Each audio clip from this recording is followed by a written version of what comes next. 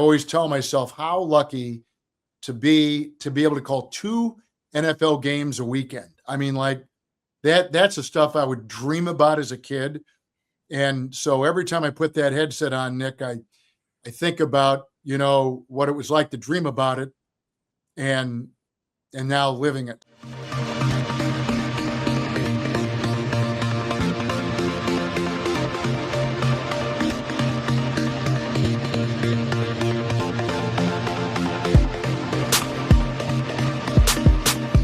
Welcome into another great week, another great conversation here on Cousins Conversations, and have an absolute legend in the broadcast game joining me this week, and a fellow Kansas alum as well, Kevin Harlan.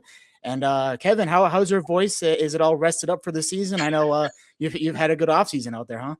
We have, Nick. Great to be on. Thanks for the invitation. Yeah, I'm ready to go. We've already broadcast the Green Bay Packers preseason and have done that for 24 years, long time. But I've always found that it helps me get my rhythm and my mind kind of realigned in NFL terms for the upcoming season. Got a lot of football ahead. So it proves to be selfishly a good warm-up for the upcoming season, while also getting a chance to stay with my Green Bay roots and be with the team that I rooted for as a kid, grew up in Green Bay. So it's meaningful, but I'm ready to go. We've done 2 games, another game coming up this week, and then the preseason's over and the regular season will begin. We love it. The NFL season is here. And with your voice, like what do you do to just keep it fresh the way it is? Because we see, you have a legendary voice, many moments behind your voice as well. So what do you do in this time when, you're not calling NBA, you're not calling college basketball, you're not calling NFL? What are you doing to keep that voice fresh for you? Well, it's interesting you bring that up because your vocal cords, your voice is a muscle. And like anything else, if you don't use it, it will get, out of shape. And so one of the side benefits of my job is that in the off season, I record a lot of 2K NBA video game work. And by doing that a couple times a week, all summer long, kind of keeps my voice in tune, and which I really appreciate. Again, a dual purpose. I get a chance to be a part of this great video game that has done so well because of the incredible men and women that put it together, and with the great NBA product. But also selfishly, I get to keep my voice kind of in tune, and not the same impact that a regular season of broadcasting does, but clearly a good way to stay limber, work it, and then it kind of falls right into August with the beginning of preseason. So I really don't, take much time off from that perspective, which has proven to be probably a pretty good element of my getting ready for the new season. When did you discover, or did you already know when you were like born into this and your pretty much your family business being the NFL, that this was something you were going to do, but that you also had like this legendary voice that so many people just gravitate towards? Well, thanks. I probably knew when I was about 9, 10, 11 that this might be a path, and then really dug into it about 11 or 12 and practice games in my room and with the sound down, my bedroom, and turned the sound down on the TV and would start doing games. And I was really drawn. I love sports, but I wasn't drawn to sports because of the sport itself. I was more drawn by voices I heard and curious to see what that was all about. And so the voices in my head are probably those of legendary broadcasters like Pat Summerall and Ray Scott and John Facenda and Don Criqui, Jim Simpson of NBC. Like in my head, I hear those voices that I try to stay on that roadmap. But when I hear myself, I don't sound anything like them, which is always disheartening and not really what I had dreamt of or planned of. But your voice is your voice, and you can just do, just so much to manipulate it. And then you just got to kind of rely on what the good Lord has given you. So I early on in my career, I was always frustrated that I didn't sound more like these idols that I had come to really appreciate. But over time, I've learned to maybe adapt a little bit, and I'm sure creeping in and just getting older, your voice sounds different. Your voice really doesn't mature until your 30s or 40s. And my voice now in my 60s is much different than my voice in my 50s and 40s and 30s and earlier. So it does, probably singers feel the same way. It continues to kind of evolve. And I've enjoyed that process and have not had to really do any heavy lifting in that regard. But it has taught me some ins and outs about, what I need to do. Sometimes you wake up and your voice feels strong and resonant, and you just feel like, I'm into it. And a strong voice gives you, physically, a strong voice gives you confidence. At least it does me. That if nothing else, I can at least get it out. Whereas if you've got a cold or a little hoarse or you got a little tickle in there, or whatever, the case may be, you get distracted by that. And then you try to force.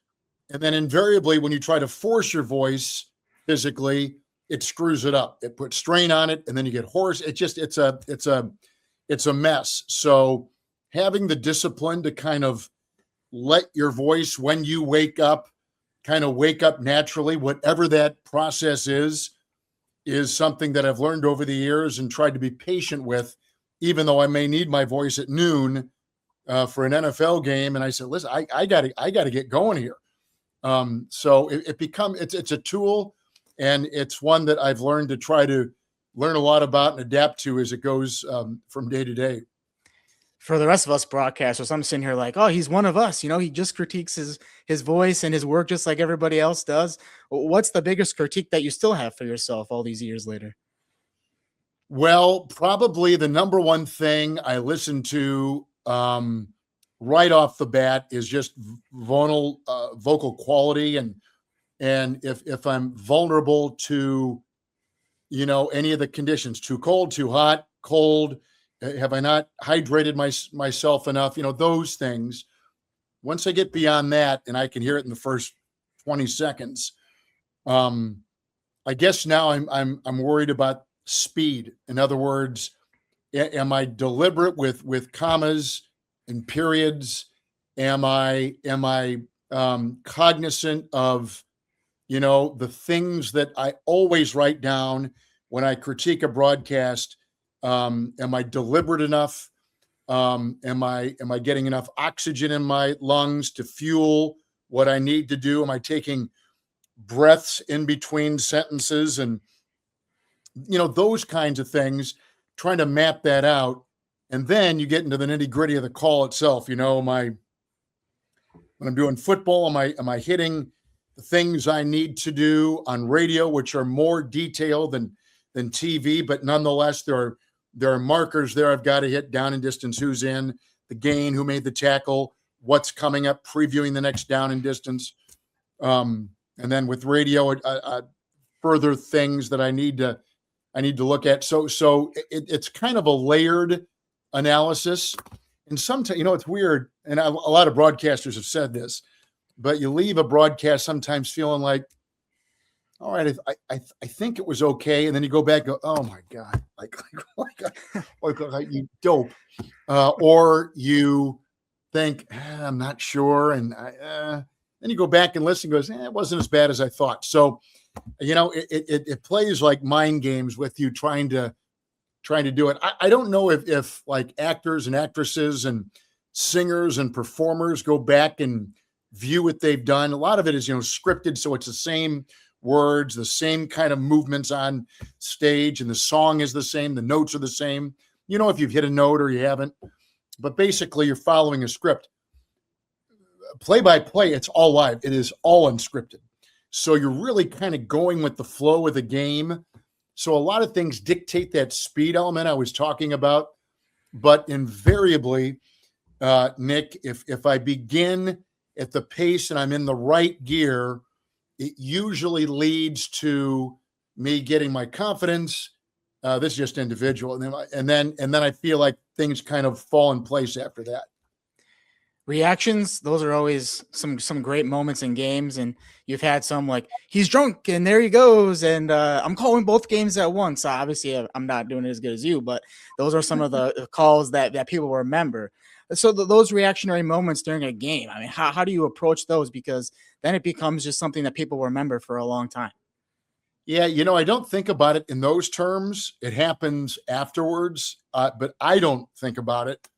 There are some that will write down phrases and quips and clever little whatever, and I've just never gone down that road. I've basically tried to really rely on organic reaction. I've always kind of felt like, for me at least, that has served me properly. And if I find something humorous, I may say it. And if I don't, I don't. And if I get excited over a play, because I know, having done so many games, what constitutes something that really should draw the attention. But not even that. I kind of do it selfishly, like what I think was a good catch or a good shot or a good play, and react accordingly. And if the viewer or listener doesn't react the same way, that's great. As I've told many broadcasters, you put 10 people in a room and listen or watch you, 4 like you, 4 don't, and 2 don't care. So it's such a subjective business that you can't really measure it unless you have your own grading system and your own appraisal form that you fill out and use, knowing what has worked through just experience. And I don't see much reaction. I'm not a social media person. Our daughters are, and they'll let me know if something's good or bad. And they're not afraid they don't shy away from letting me know something that's happened, good or bad, which is great. But I don't bury myself in that. So I really don't know a lot of times what reaction is. I do it really to just kind of fill my list, check the boxes I think are important, but I don't go into it with a phrase or a clever twist or whatever written down. And I rely more on organic reaction, and I'm probably too old now to have it divert into another lane. I'm going to stay probably in that lane until I'm retired. Yeah, a lot of memes out there probably like with your voice and everything. So, but that's good though. I don't see any negative feedback out there from you being a social media person. So that's good. But you balance a lot of different things too. Like you mentioned, you're doing the Packers preseason, but then you're going to get into NFL on CBS. You're going to be calling games on Sunday. Then you do the radio for Monday Night Football, and then the NBA starts. And you start doing NBA. So you're going to be doing 3 different broadcasts in a week, maybe even more than that. So every year, how do you go about that and just getting ready to, have that balance of different games and the travel and everything that goes with that? It's a challenge to kind of get revved up. And then once you're kind of in the rhythm of it, it all kind of fits into place. I do my own travel through the different companies I work with, but I find my flights and figure out how I want to get from one place to the next. And I've just done that since my 20s. So that process doesn't really mess me up. Trying to figure out how much I need to do to get ready for the broadcast I constantly am tweaking that. I found sometimes that over preparation diverts you from what the main job is, and the main job is to know the storylines clearly and know the history. But our main job is reporting and broadcasting things as they unfold. And there really isn't a lot of time to tell stories. There really isn't a lot of time to give a bunch of, statistics and things like that, because of the way the game is played now. Football is very quick, a lot of no huddle. We had an analyst who is the number one thing on the TV side that needs his time to get in and sideline reports and promos all these, there's not a lot of time. In the old days, back in like the, the 60s or 70s, when there weren't as many commercials and there weren't as many reads in game and the play was slower and the no huddle wasn't a part of it, you had time. The replay wasn't as big a deal. It wasn't really developed as much. Graphics weren't as advanced as they are now. There was so much time to do that stuff. Now, there really isn't. Efficiency, brevity to a degree of the play-by-play on TV, and quickly handing the baton to the analyst and let him tell why or why not it worked and describe and explain. And then after the analyst, there's replays and all those gizmos. The picture says everything, so you don't need to say much if you're a TV play-by-play person. And then your role is number 4. On radio, you're number 1. Every word, reporting skills, cadence, excitement level, tonality, all those things are vital because it's radio. And I would say this, that I think that a well-described radio broadcast with the right words, enunciation, periods and commas, tonality, all those things, the descriptive skill, can have a more dramatic impact on a game than if you saw it with your own eyes, meaning that the theater of the mind, your imagination, is a pretty strong emotion, maybe the strongest. And if it's delivered the right way, it can have an indelible, place in that person's memory, whether driving by themselves on a highway someplace or waiting in a parking lot to pick up their kids from practice or whatever it might be. I have found that challenge really is intoxicating for me. I really enjoy finding the right words, describing it the proper way, being as descriptive as I possibly can. Television, you're a slave to the picture. And I say slave in a way that, like, that takes priority. That I've got to react to what everybody is watching. So it's more of a paraphrasing. It's just a different kind of sequence, both challenging, both require incredible skill to do it the right way. And I just love the challenge in each of the different mediums, trying to be the best broadcaster that I can be. You mentioned being descriptive and, seeing things on the fly and reacting the way you do. I've never heard an ad read better than the way you say them. Was that something that you were just like, oh, I'm going to approach this and have fun with it? Or what's with the ad read and just like announcing it like you're calling a game? Well, I look at the commercial that we run through them before the game, and it's a way to kind of warm up my voice. So I always ask the truck or even in the radio booth, let me look at the cards. Let me look at these things. There's not a word or a name. I don't want to mess that up.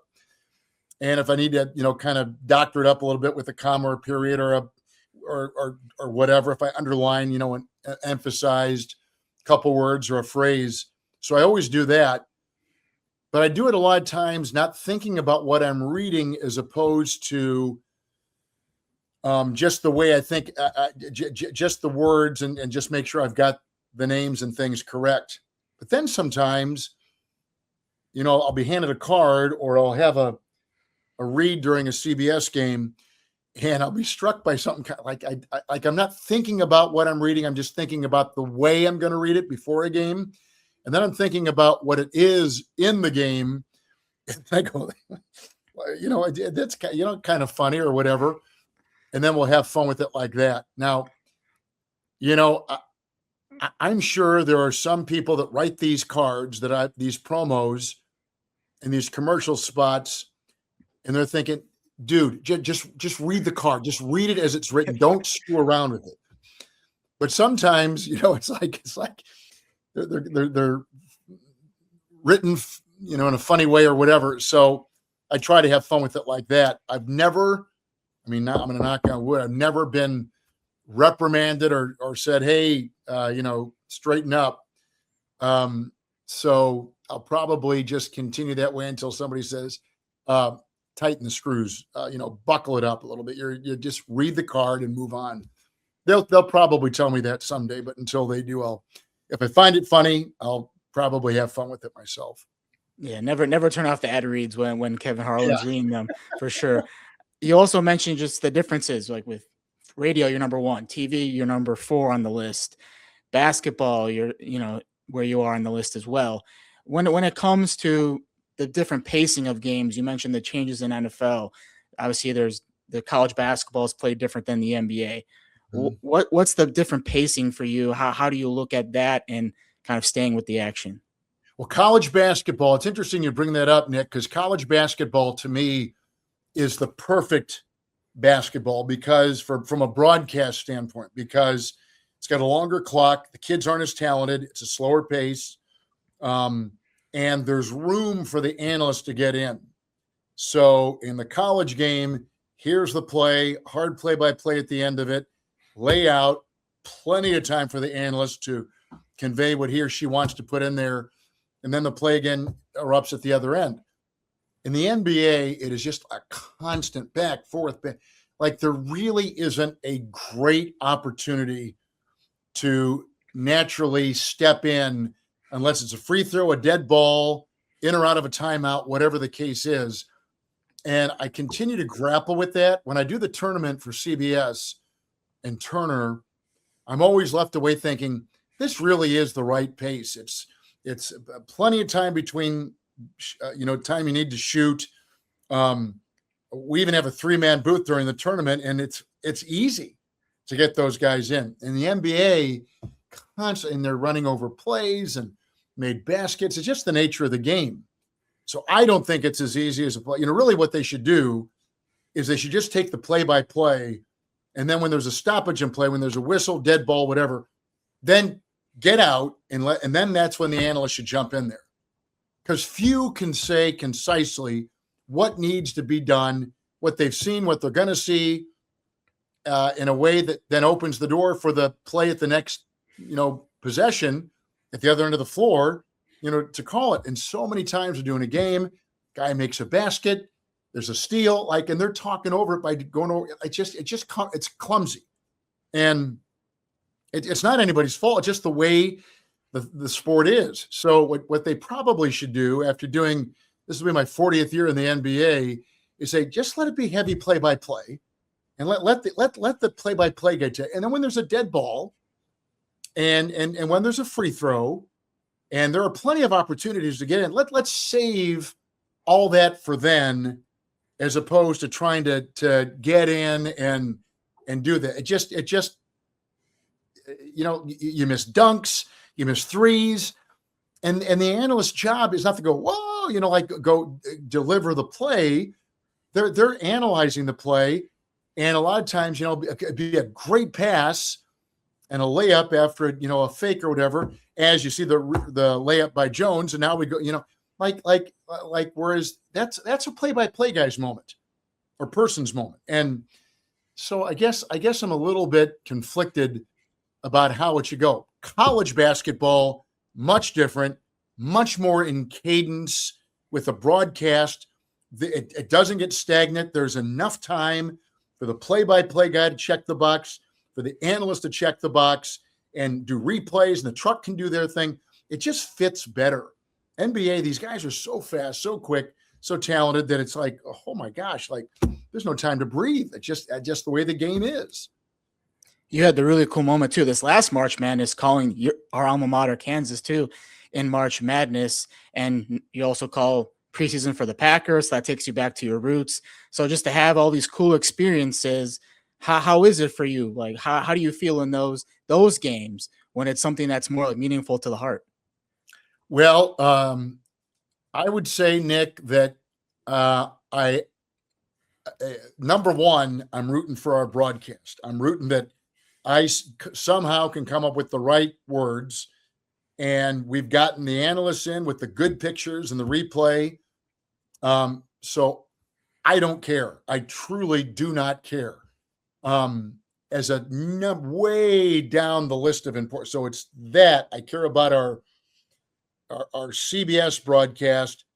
Then way down here, yeah, I'd like to see the Chiefs win. I'd love to see the Packers win or play well. I'd love to see Kansas do well.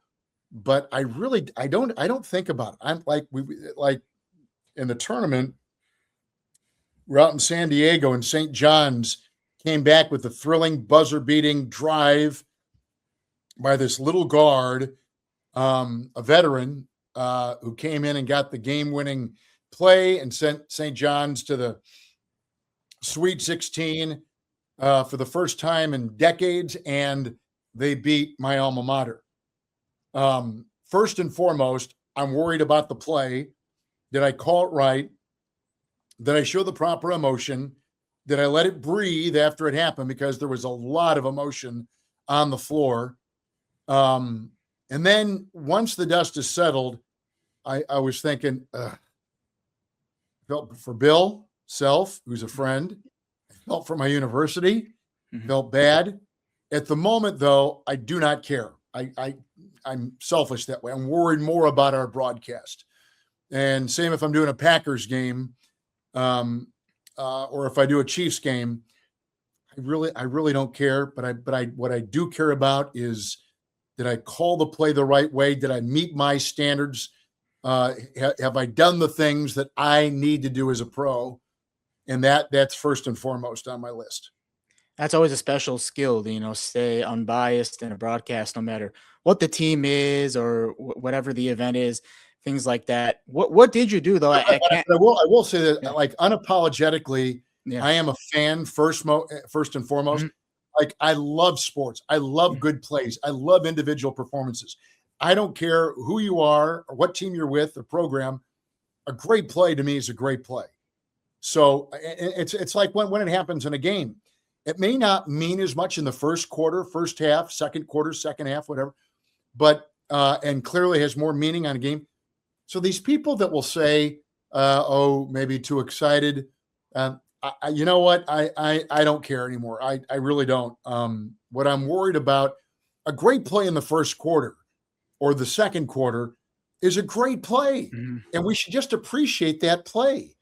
And whether it even ends up in a score, but if it's an incredible catch, or if it's an early score in a game because it was a spectacular play, that needs to be noted. And as a fan, like, what's the first thing you see? Oh man, what a play!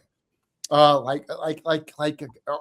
you're showing emotion, and so I can't see sleepwalking through a broadcast. I mean, that's just me. So I'm not gonna. And it's the business has evolved. I think people want a little bit of emotion out of their broadcasts, showing that we care. Not to say that a person who's more stoic doesn't care, and more reserved, they care. But I'm a fan, and that's kind of what I've, just how I made up. I mean, it's like, Tom Brady was a step back in the pocket passer. Patrick Mahomes and other ones scramble around a lot and make plays happen off schedule. So, there are different ways to appreciate the position. And as an analogy for quarterbacking, and that's just the style that is me, and I've got to, I guess, try to be true to myself in that regard. Yeah, you root for the great game, the great story. As a broadcaster, that's what you want at the end of the day. But what did you do at Kansas when you first started out? Like, did you do a lot of radio? What did you do when you were a student? A lot of radio, and I used to practice a lot in my dorm room. And then I had a private living experience, and that was great because I could always shut my door and practice, and that was needed at that time. Sometimes when I was driving in my car, I would describe what I was seeing as I was driving. All right, now I've got my hands at 10 and 2, and I've got my right foot on the throttle, and I'm coming up to a stop sign, so I'm going to move my right foot to the, like, as just a practice, just stupid stuff that you do when you're into the early part of a career. But it was practice. And, the one thing that we don't do a lot in our business is practice. Professional golfers practice hour on hour on hour on the tee, putting, chipping, off the tee, whatever. singers, performers, practice, practice, practice. And what practice makes perfect, 10,000 hours brings, a certain degree of professionalism and the capabilities of capturing the essence of whatever that job is. So I'm big on practice. And as I'm getting ready for a game during the week, I will, either in my mind or if I do it out loud, I will practice saying kids' names, players' names, just to make sure it rolls off my tongue coherently and accurately. So, but no, I think practice is a big deal. And did it as a young broadcaster, do it a little bit now, not quite as much because I'm doing so much, but it's important. And voice quality continues to be like a singer doesn't just wake up and sing. A singer, hydrates. They work on breathing. They try to practice different notes. Well, broadcasting is a lot the same way. It's using a skill. It's using, your voice, which is an instrument. So all those things kind of neat. So when I was a younger broadcaster at Kansas, I practiced a lot in different ways as I was trying to get my voice ready. And, I didn't know that your voice matured in your 30s, more so in your 40s and on and on. I just thought that and there are some that are blessed with these voices at 22, 24, 26 and go, holy smokes, like this person's voice is just amazing. That was not me. I'm a work in progress, even at my age now, and continue to work on those elements to have as good a voice as I possibly can have when I'm doing a broadcast.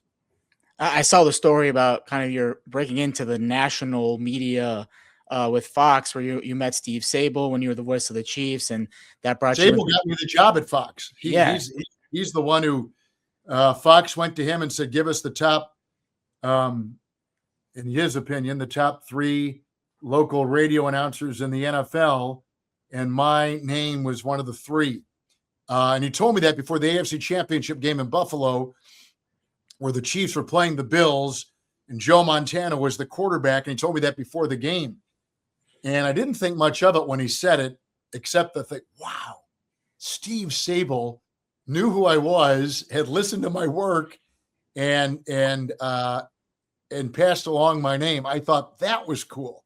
I really didn't think about what could happen with him doing that. I was more worried about the game, but I thought Steve Sabol of NFL Films. And I used to write him before every new contract I signed, thanking him for that, because that really got me a network job that I've had since '94. Network broadcast versus being the voice of a team. What was the biggest difference you first realized? And now having a different game, different team every week, how does that change the prep and your focus every week? Well, you want to be even-handed. Clearly, you want to make sure that you're not leaning one way or the other.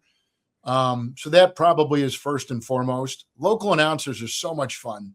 Plus, you feel like you belong to a family. When you're a local announcer, like I did the Chiefs on radio for 9 years. I did the Minnesota Timberwolves for 9 years, TV and radio. And you feel every win and loss. You know the stories, not all of which you can tell, but if guys are going through a tough time, you sit with them on the charter, you see them at practice.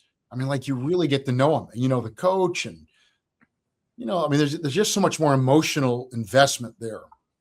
When I go in to do like Pittsburgh and Cincinnati or the Chiefs and the Chargers, like, I'm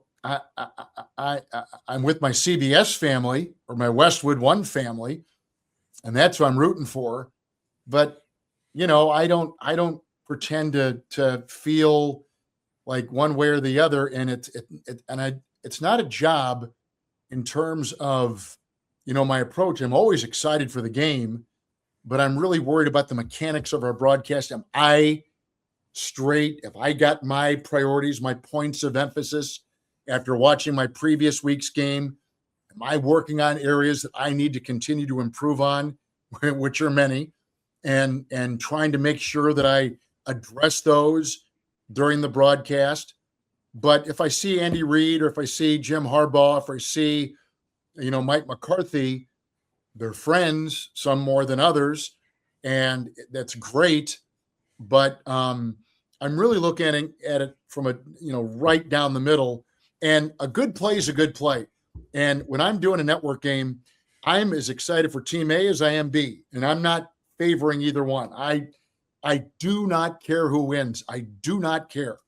All I care about is our broadcast. With a local broadcast, I did care. I wanted the Chiefs to win. I wanted the Timberwolves to win. I wanted them to play well. And not that I would like when I broke in the league, Timberwolves were just horrible. When I started with the Chiefs in '85, they were horrible. So you're just almost celebrating the game and the brand, NFL or NBA. So if Michael Jordan hit a big shot, or if Barkley made a big pass, or if Hakeem Olajuwon had a big drive, like, even though our team wasn't playing well, I was trying to sell the league, that was a great play and should be appreciated. But then once your team gets pretty good, now you can really let it rip, and that was always fun, and I always enjoyed that. And there are multiple occasions when the Chiefs when I joined them, were really bad, and they climbed steadily with Marty Schottenheimer and Steve DeBerga's quarterback, and Montana and Marcus Allen, and they really got to a great level, and that was so fun to call. And there's nothing more enriching than being a part of a bigger picture. But when you leave to go do a network, now you're looking a little bit more, all right, stepping back, down the middle, don't care, and then you really celebrate afterwards if your broadcast, if your team has done the job that we set out to do, graphics and replays, and the analyst starred, and you felt good about what you did. That's when you know you've had a win, as opposed to we got some work yet to do. We know you for football and basketball, but is there a sport that you still want to call that you've never called before? I always kind of thought, like, a couple years ago, the Red Sox had called, and they were between announcers, and I had done a lot of Patriot games in the Super Bowl on radio. And so in the Boston area, there was a little bit of an identification. So they went to some people around the country and said, "Hey, would you like to come in and call a game? We're kind of adjusting because of retirement," or I forget the circumstances, but there was an opening on the radio, and they're bringing in guest broadcasters, Sean McDonough, Chris McBurman, and a variety of others. And I really thought about it. And I was more enticed by, the Red Sox are a great traditional name, and no other team I'd rather, do that for. But as it turned out, I thought, you know what? My summer is really a time to turn off, read books, and more importantly, be with my family and not have anything distracting me. If I were going to go do that, I would have had to have, spent a lot of weeks beforehand learning about the team, getting my probably practicing off of TV, trying to get my rhythm. So I said, thank you. And I'm so honored you'd ask, but I don't think it's going to fit. So baseball, when I was growing up on radio, was really, it could be so descriptive. Now, unfortunately, when you hear games, and there's so many, and I get it, and I'm not pointing the finger, but in the old days, if you listen to Scully, Red Barber, the Jack Buck, the great Bob Princeton, I go on and on, the great old time radio broadcasters, they would tell you about wind and sun and dust and a guy straightening out his cap and brushing himself off as he slid into second. Like, if you listen to radio now, and you don't get a lot of that. And same in football too. I'm not getting the details. So when I was young, there was a precursor to ESPN radio. It was called Enterprise Radio, and it was the first 24/7, every day of the year, all radio sports network. And they had talk shows, and they did some boxing, and they did some other stuff. But that first year they were in business, they hired two interns, me and a kid named Sean McDonough, and we were their 2 interns. And so they filled up some of the production positions with people that had worked at CBS, NBC, ABC Radio, Mutual Broadcasting, Voice of America, to come in and work maybe as a part-time or a full-time job, editing tape and all these things. And I got to know a lot of these guys, and a lot of them were in their 50s, 60s, and at the tail end of their careers, but they had saved these reels of tapes of great broadcasts on radio. And so they go back to New York or the Connecticut, the tri-state area, and I'd say, hey, if you ever find any of those tapes, would you mind bringing them up here, like listen to them? And they did, and I listened to them, and it was just fascinated by the detail of old radio baseball broadcasts, and really that helped shape the way I was going to do it. Everyone's got something that's pleasing to their ear, but that was so pleasing to my ear to hear Barber and Buck and Scully and all these great radio names from decades gone by, how they called radio back then with such great detail and precise movement. I could see it in my mind's eye, and I love that. And that's carried over to my call on football right now. So I know it's a long answer to your question, but the thing is that that's kind of where I developed my approach to doing radio. Probably in this day and age, too much for a lot of listeners. But one thing I've learned is you got to be true to yourself. And to me, that's what that's something that I'm going to do until my last broadcast, and make no apologies for it. And still feel there are people that would appreciate that kind of call. Whereas most of the calls now on radio in any sport don't have the description that I would like in my own broadcast. Baseball is definitely one of those sports where you can paint a good visual picture, but you also mentioned just like the family side. You had to take time off, spend time with your family. And that's the thing that people don't realize about broadcasting is it's a grind. It's a lot of time away from your family. So from that dad side, what have you done over the years to, make sure you have that family time and you're being dad, not just the broadcaster? Well, we have 4 kids, and we have 7 grandkids, and that is always front and center with me.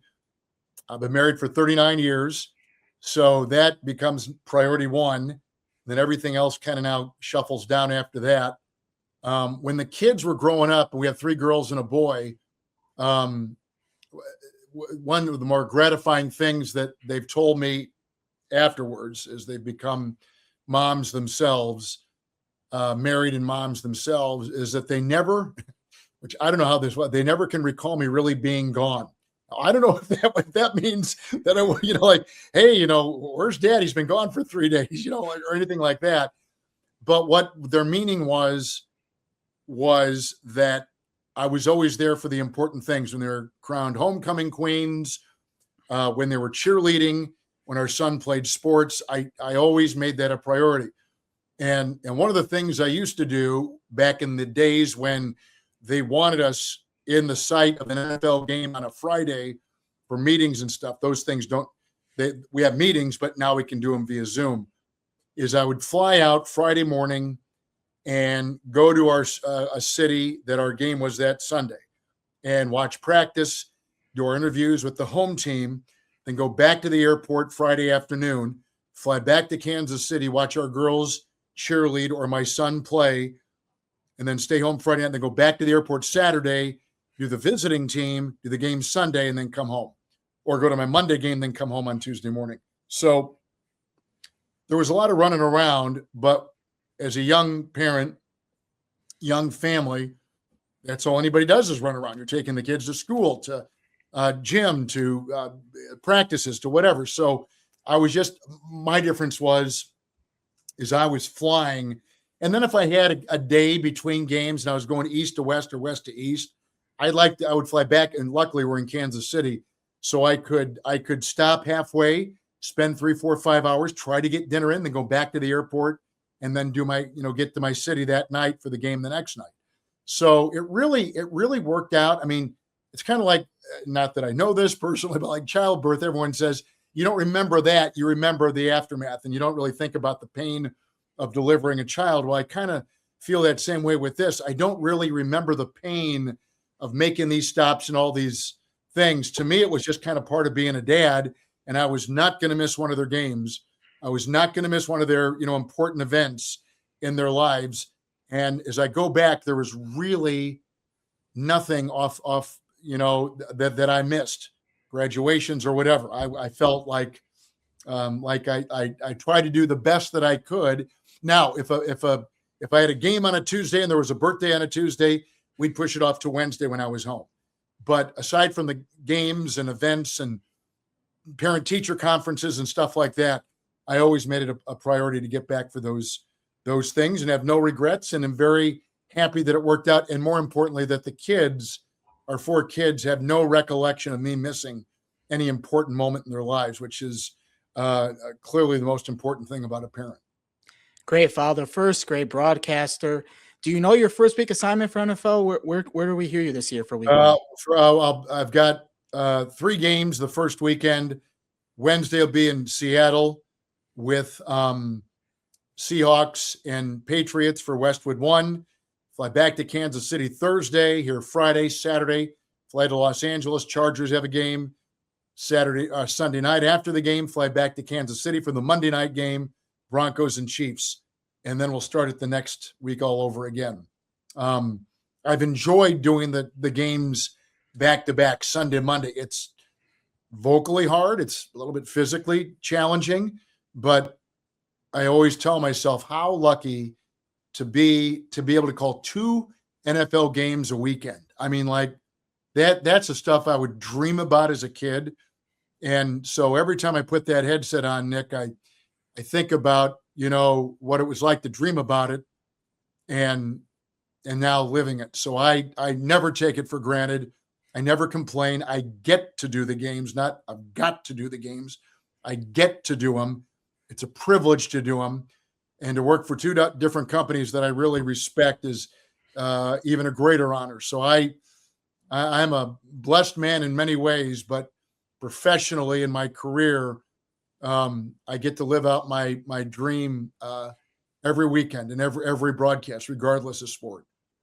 Living out your dream. We look forward to hearing you on the calls for all the NFL games, and then once NBA gets going. But if you enjoyed this 47 minutes of conversation as we wrap up here, make sure, if you're watching on YouTube, to subscribe to the channel for great weekly conversations like I have here with Kevin Harlan, absolute legend in the broadcast game. Kevin, I know 47 minutes, it's a lot of time, but I appreciate you taking all that time and telling us a little bit about your broadcast journey and being the great broadcaster that you are. So appreciate you hanging out with me here in Cousins Conversations. Thanks, Nick. What was fun is to talk about this, is to trying to figure out what teams are going to do and moves on rosters. It was fun to talk about a profession that I love. It's difficult, but it's one that I dreamt of doing as a little kid, and really appreciate the chance to do it every week, and really enjoy conversations with pros like you every once in a while. So I hope our paths cross down the road, but thanks for having me on. Yeah, thanks for calling me a pro, and everybody have a great week out there. And Kevin, you too. Have a great week. Thank you, Nick. Appreciate it.